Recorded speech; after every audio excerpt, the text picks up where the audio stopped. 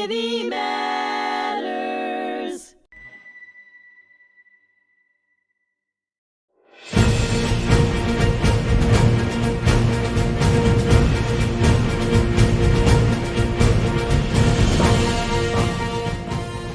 Hello, and thank you for joining me today. I'm your host, Richard Acritelli, and on today's episode of The Fog of War and Humanity here on hmTv, my special guest is Tom Spier, will join me for a conversation about his military helmet collection.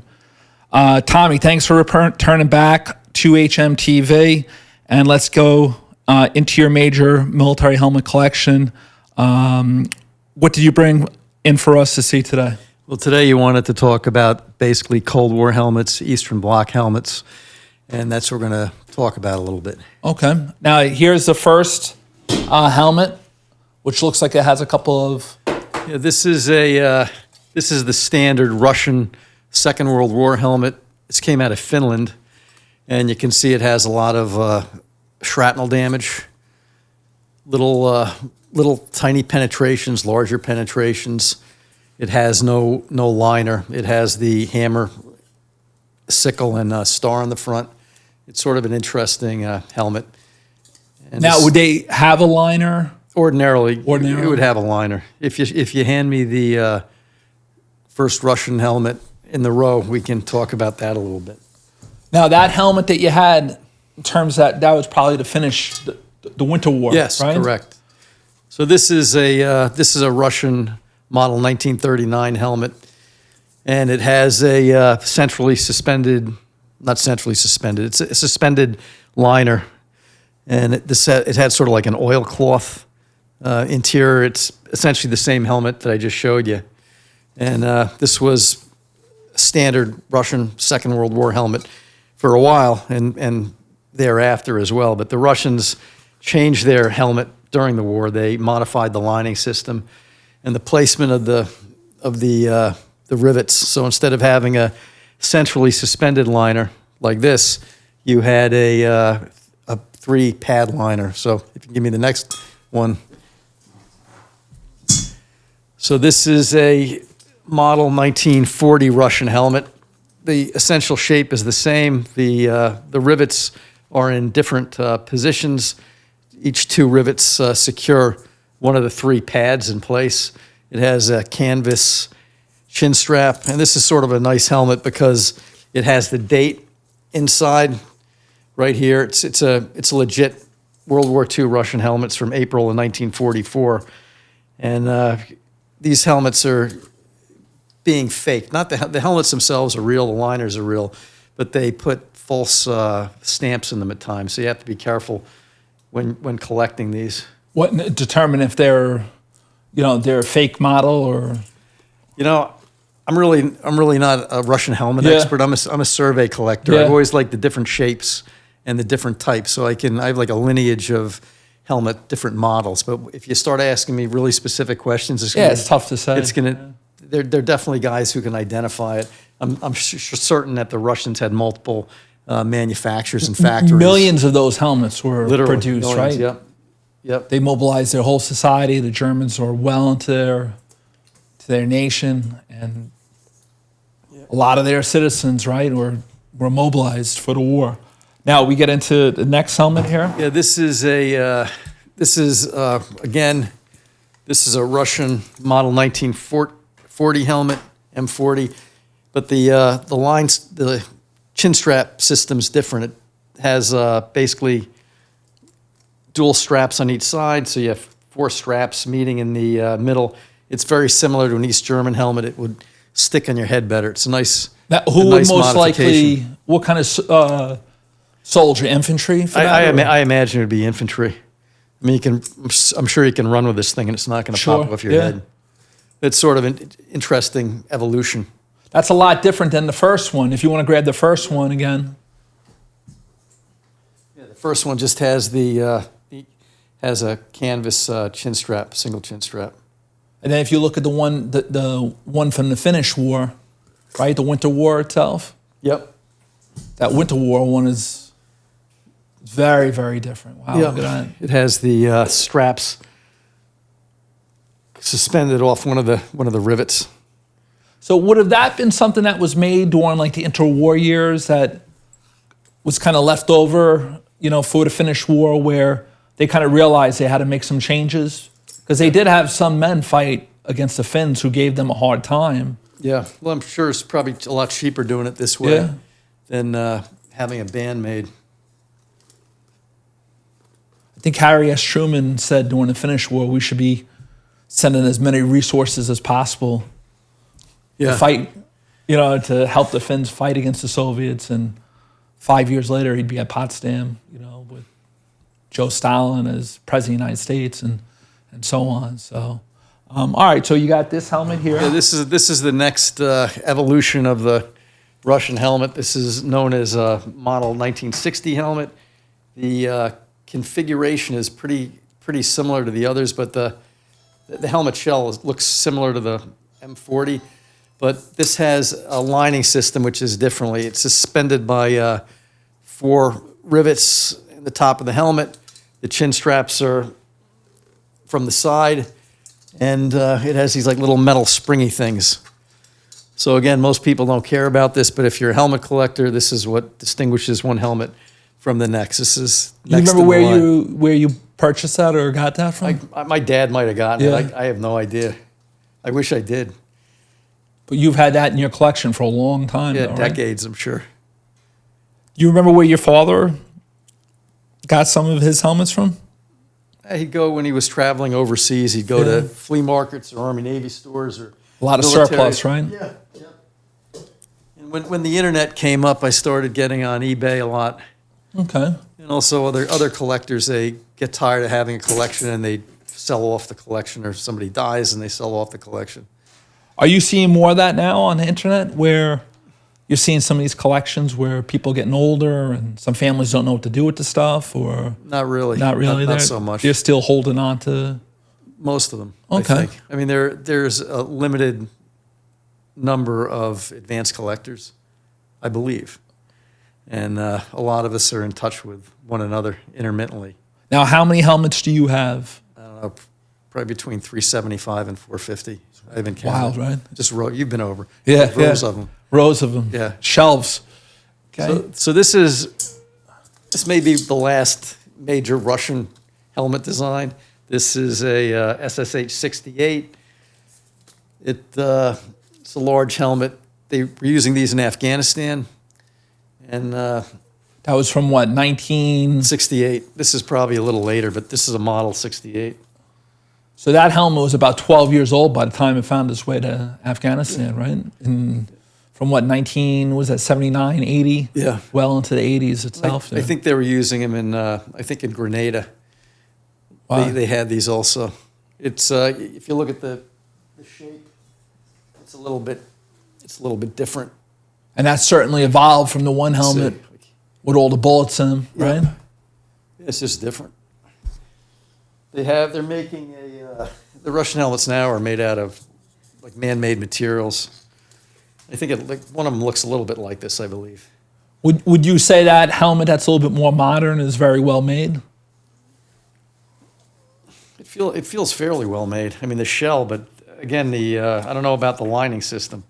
It doesn't have a lot of real support to prevent blunt force trauma of the helmet shell against the head. But maybe they bolster it somehow. I'm not sure. But just looking at this particular one, it just doesn't seem like there's a lot there. I mean, the Soviets compared to the United States, so that 45-year struggle, right, with the Cold War, heck, we still see it today in Ukraine, right, where we're sending a lot of resources to help the Ukrainians. Were the Soviets and the United States close to each other in terms of their helmets? Was there one side that was just glaring in terms of deficiencies, or was the other side so much better, or were they both sides? I think they were probably pretty comparable. Pretty comparable. Huh?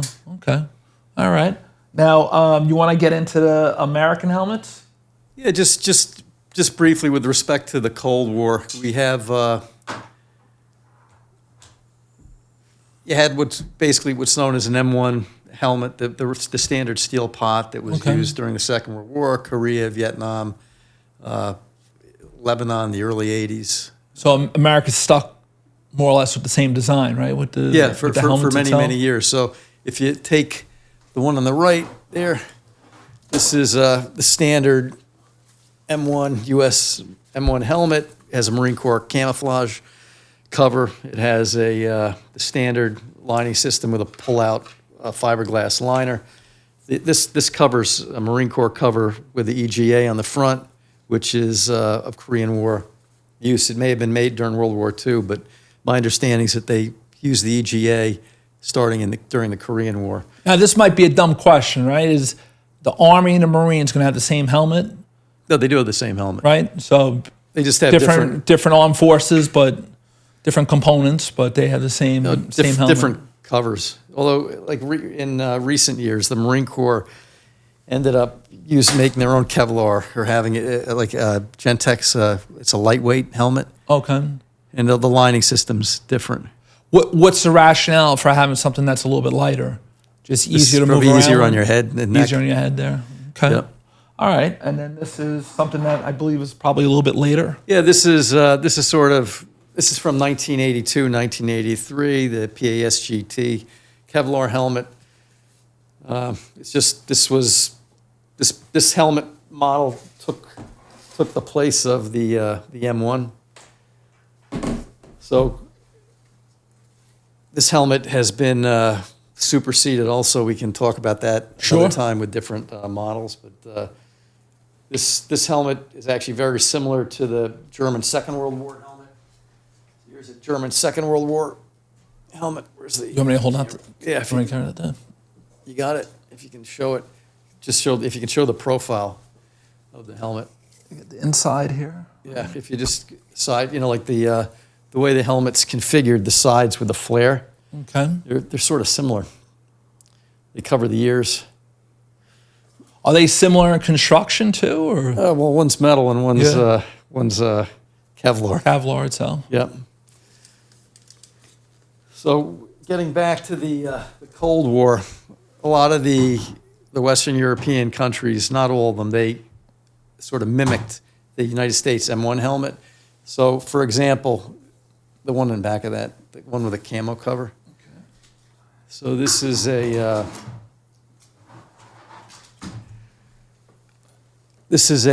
Dutch.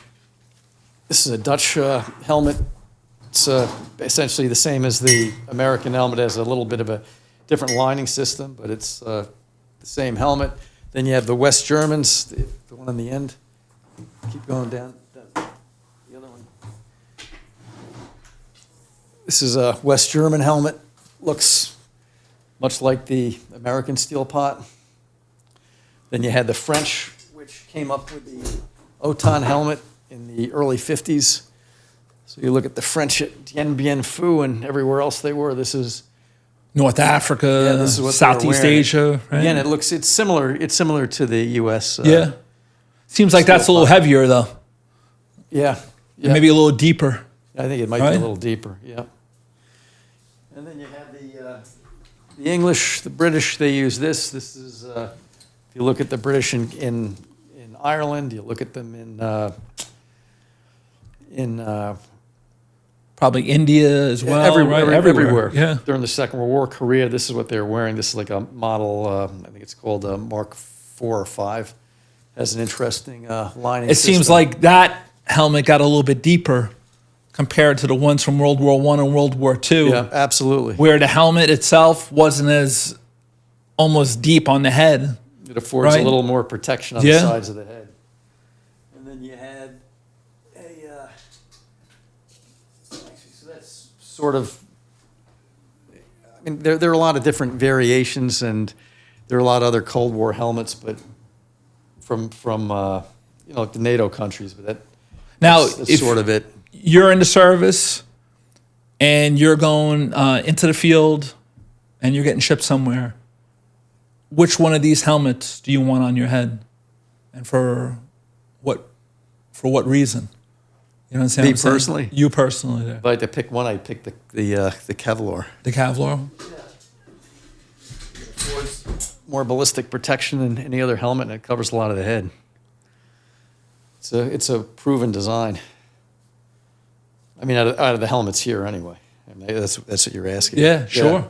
What would you wear? I mean, I wore that before, so I remember going to sleep in the field with that thing on, and but I would think that because it,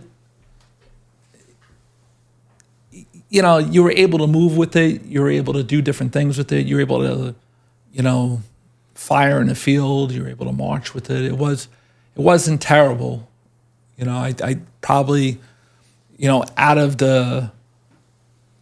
the growth of that industry after World War II, where you have millions of soldiers from all different sides wearing helmets, they were probably able to analyze the strengths and weaknesses from other countries as well and put that technology into the American helmet. I'm sure, when the war on terror started and we went into Iraq and Afghanistan, there's a lot of helmets surplus that will probably be coming out pretty soon. Over the last 20 years with just, armed forces members going overseas.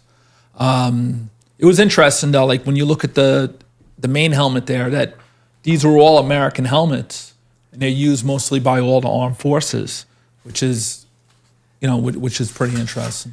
A lot of these countries, I think they must have gotten license agreements or just replicated the helmets because they're not of U.S. manufacture. You even look at the helmets that were used in Iraq, they look like, or Korea, a lot of them, they look like the standard U.S., World War II helmet. So So now Tommy was with us probably about 3 months ago, right? I think so. 4 months ago. We had gone over, I believe it was World War I helmets, World War II. Right, we went over the American, the British. We spoke about helmets that would have been used during D-Day. During D-Day itself. Yep. Now, what evolution did you see going into the Cold War and during the heart of the Cold War, because it was so long, from those World War II helmets? Did you see? I don't think a lot, other than the development of the man-made fibers. A little bit easier to use, a little bit lighter in some cases, and like a little more protective too in terms of the British. I think they afforded more protection. More protection. Okay, all right. So Tommy's going to come back for a second episode on. He brought in a number of helmets today from his collection, and if you want to learn about the previous helmets from the United States, Canada, Britain, Germany during World War I and World War II, you can look back on the episodes from a couple months ago. Very, very interesting. So Tom has a very interesting history with us today for combat helmets that were used by our friends and adversaries. Please return to another episode of The Fog of War and Humanity.